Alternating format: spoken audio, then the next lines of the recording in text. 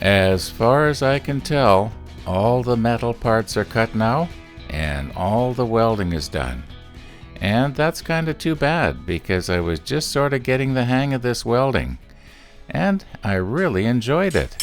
I really enjoyed it.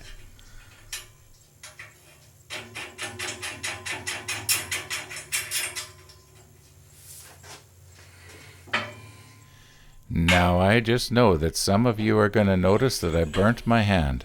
That's right, just a little burn on my right hand on the knuckle. Well, it didn't happen down here.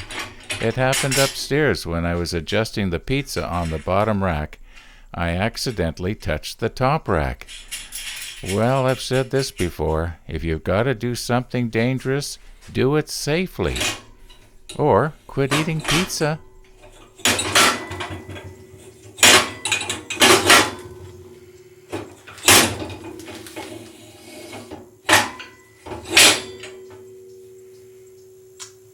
Well, that's the idea. Seems to be working. You may recall in an earlier episode I was saying that I was having a problem seeing where I was welding. Well, I went to the dollar store and I got a pair of cheap reading glasses. I think they're a 3.5 diopter, so I'm able to get in nice and close. I'm finding that really helps. I'm still having problems, but not near as bad. For those of you who have been trying to adjust your video quality to 60 frames per second lately, and it'll only go up to 30, well, I'm afraid I had a problem with my computer. I had to take it into the shop. Turns out it's the video card, and I'm using the onboard video card that came with the motherboard right now. It will not allow me to upload 60 frames per second to YouTube. For some reason, I don't know why. So for the last month, and maybe for another month, what you see is what you get.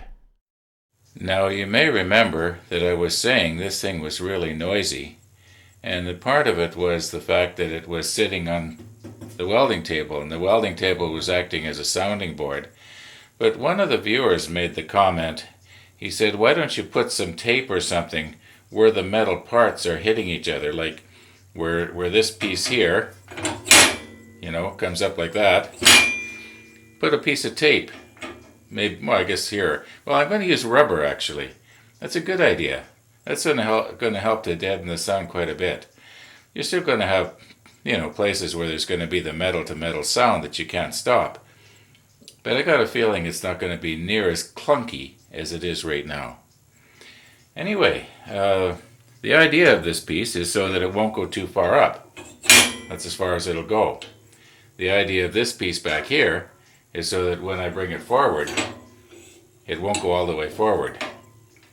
And of course it won't go all the way back, because this piece here will hit here.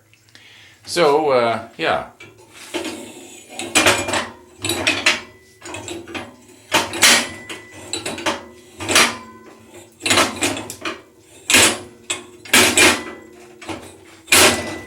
I guess that's it.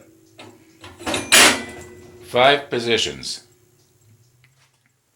Now this piece here is actually made up of 3 separate pieces.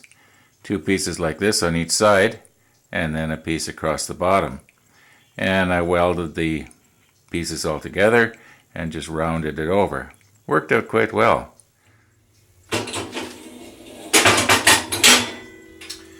Now as for the back, I probably did not need to put these extra 2 pieces in. I'm so used to working with wood that I'm thinking, I'm forgetting, how strong these joints are.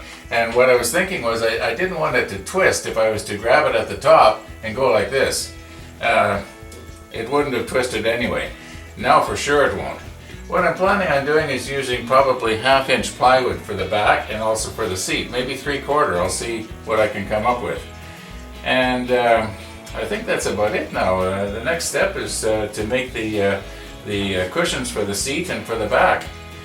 And then after that, of course, I got to clean up all this metal and paint it. And probably in a month this thing will be done. Anyway, thanks for watching again.